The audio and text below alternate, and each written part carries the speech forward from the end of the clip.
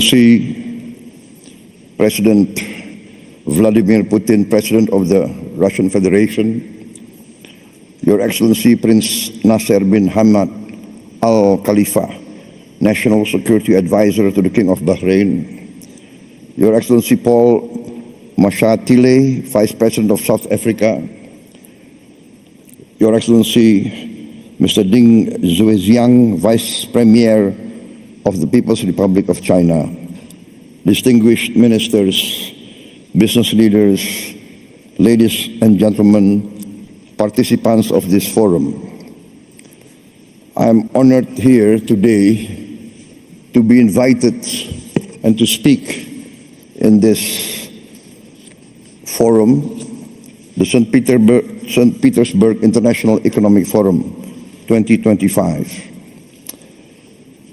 This forum is a forum that combines and gathers leaders from the West, the Global South, the East, and where Eurasia meet. Indonesia views the summit as an opportunity to forge strategic trust, an opportunity to make deals in an increasingly complicated geopolitical situation. Deals that can benefit our shared survival and our shared success. On this occasion, I would like to introduce myself.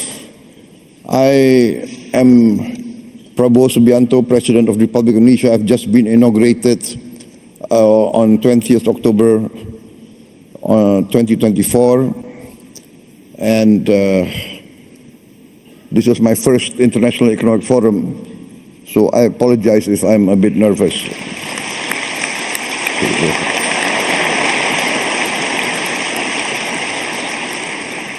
Indonesia is the fourth largest country by population. Every year, there are 5 million new Indonesians arriving in this world. Every year, 5 million. That means every year, a group of people the size of Singapore. So in 10 years, there will be 10 Singapores in Southeast Asia, the size. I give this as an illustration of the size of Indonesia. This gives us great opportunity, but also gives us great challenge. Any leader of Indonesia must think how to feed 5 million more mouths every year, 5 million new school places, etc., etc. The hospitals, and more important and most important is the food. In my opinion, the duty of a government is first to protect its people. And to protect its people means to protect its people from hunger and from poverty and from the suffering of a challenging environment. Therefore, when I took over the government of Indonesia, my main priority was first to achieve self-sufficiency in food. Number two, self-sufficiency in energy. Number three, to improve the education level of Indonesians to be able to compete in the challenging era of the 21st century. And fourth, to speed up the industrialization of Indonesia. Indonesia has been fortunate in being given by the Almighty Lord vast economic resources. Vast economic resources. But these vast economic resources, if not wisely managed, actually can be a curse to our people. We have vast forests, We have vast minerals. We have a lot of commodities that are useful for the world. But this has to be managed well. And therefore, in my opinion, every country needs its own economic policy and its own economic philosophy. One of the big mistakes of many countries in Southeast Asia is that we tend to always follow the biggest and the most powerful power in the world. In the last 30 years, we see the dominance of the neoliberal capitalist classical free market philosophy, which basically tends to be laissez-faire. And the Indonesian elite followed this philosophy. And therefore, in my opinion, we have not managed to create a level playing field for all our people. There is vast growth. We have grown 5% continuously, especially the last 7 years. Yes, 35% in 7 years. But we have not managed to have this so-called trickle-down effect. The wealth remains at the top less than 1%. And this is not a formula for success, in my opinion. Therefore, my position is this, that each country must follow its own economic philosophy. The economic philosophy that is in tune and that can be accepted by each country's culture and each country's background. Therefore, I have chosen the path of compromise, the path of the best of socialism and the best of capitalism.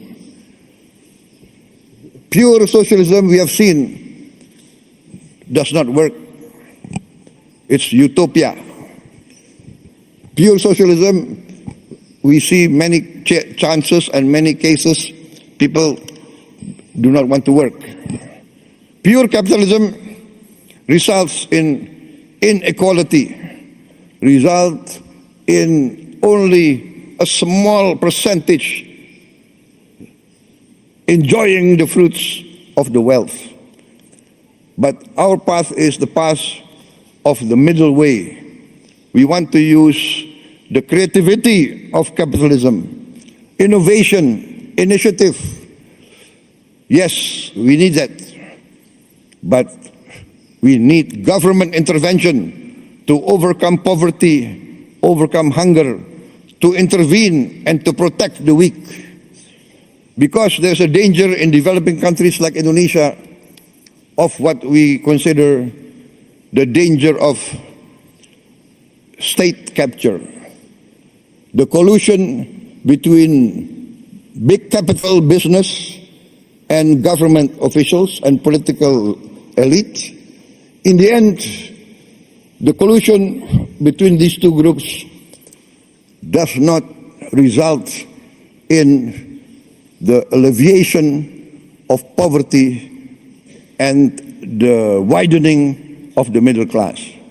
Therefore, we have chosen the philosophy which, in essence and in simplicity, can be reduced to one sentence.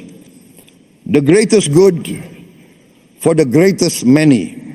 That is our philosophy. Our government must work to bring the greatest good to the greatest many. And in this case, we have to have a clean government, free of corruption. And this, I think, is the key of rapid development. I am proud to stand here before you. In my 7 months of administration, we have achieved an increase in rice and corn production of around 50%. And this is the greatest increase production in the aggregate in the history of the Republic of Indonesia.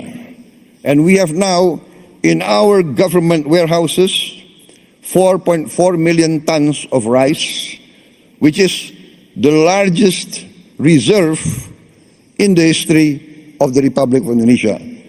In just a few months of my administration, we increased efficiency, we fight very strongly against corruption, we deregulate, we cut all the regulations which increase inefficiency, and we have seen the rapid results. I believe that if Indonesia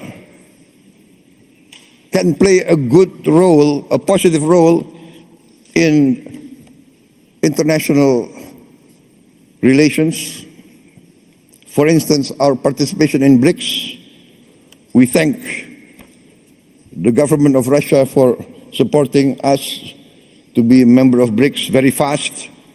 I think we are one of the fastest members to be accepted in BRICS. Also, Madam President, former President of Brazil and President of the New Development Bank, we are also accepted into the member of New Development Bank, also very fast. We thank also the government of China for supporting us and the government of South Africa. And we believe that together BRICS can contribute significantly to stability, prosperity of the world.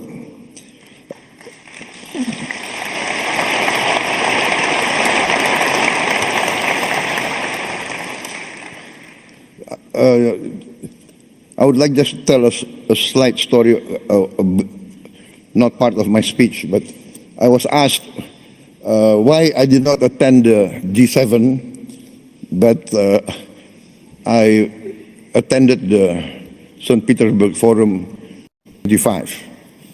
And it's not because I did not respect the G7, it's because I gave my commitment to attend this forum before they invited me. So that's the only reason.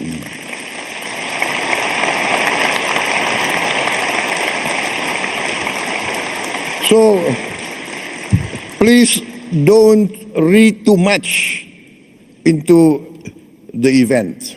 Sometimes political observers, they want to read, is this a political statement? Right? No. Indonesia, by tradition, always non-aligned. We respect all countries. Our foreign policy is very simple. One phrase: 1,000 friends, too few. One enemy, too many. We want to be friends with everybody.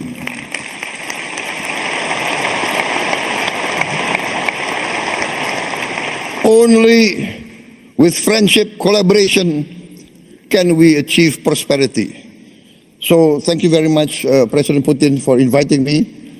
And because you invited me, I can be here today in this historic city, a city of heroism, a city of great patriotism, and as an amateur student of history, I followed the history of Russia, and I know the significance of St. Petersburg. And I had the honor of tending the cemetery of the victims of the war a few days ago. So thank you very much for this invitation.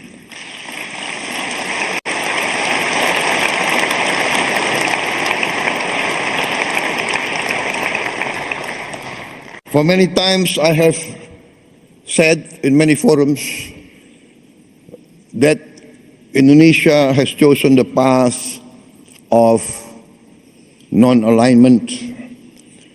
We consider that this world must develop into a multipolar world and is developing towards a multipolar world. The world of unipolar centrality is past. This is the trend of history. This is what's happening in front of us. And so I value very much the leadership of Russia and the leadership of also China. And I want to be very frank, in the present world, in the global south, I think many from the global south will agree with me. Russia and China has never had double standards. Russia and China has always defended the downtrodden, has always defended the oppressed, has always fought for the justice of all peoples of the world. So I say this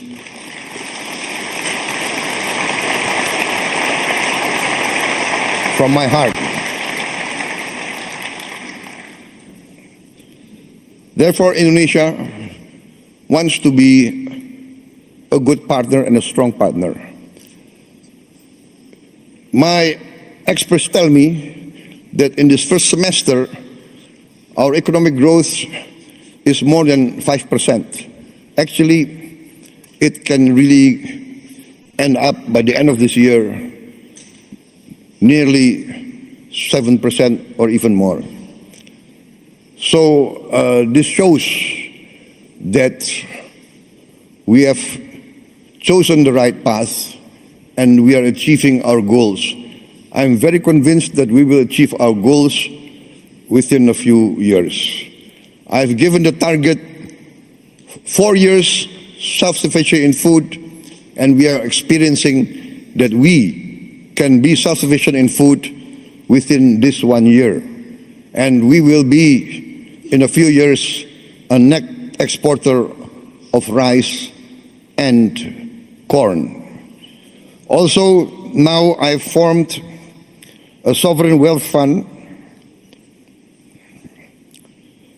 which we call Danantara, which means the future energy of Indonesia. So this fund we make to protect the wealth of our children and grandchildren. The fund now has 1,000 billion US dollars of asset under management. And this year we have cash to invest of $18 billion. We want to work together with all strategic partners. We do not ask for assistance. We do not ask for handouts. We want to be a real partner. We want to achieve together real prosperity. We are open for business. We invite all groups from everywhere, especially Russian entities. Before I was elected, I was an entrepreneur, and I have good relations with Russian corporations. My brother has been active in this area for many, many years, I think more than 2 decades. So we know Russian corporations, and we would like to see Russia participate more in our economy.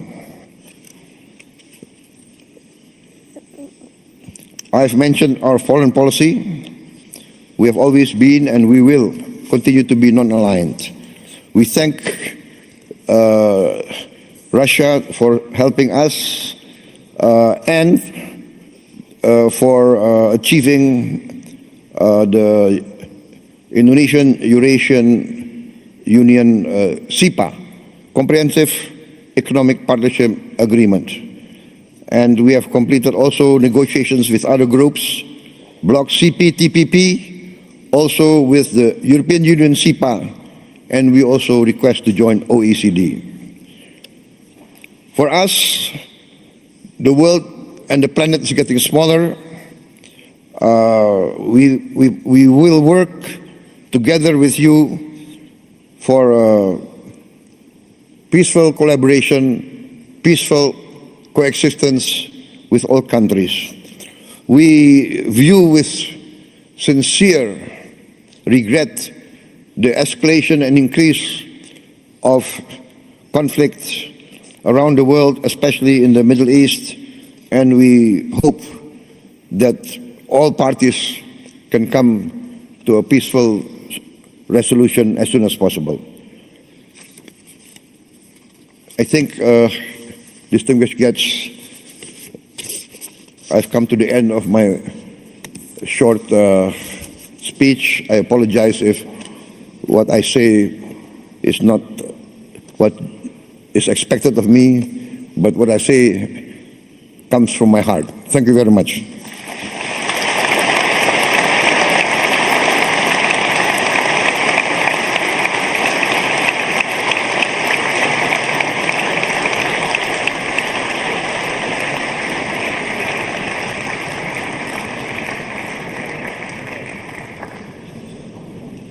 Thank you, President Subianto. And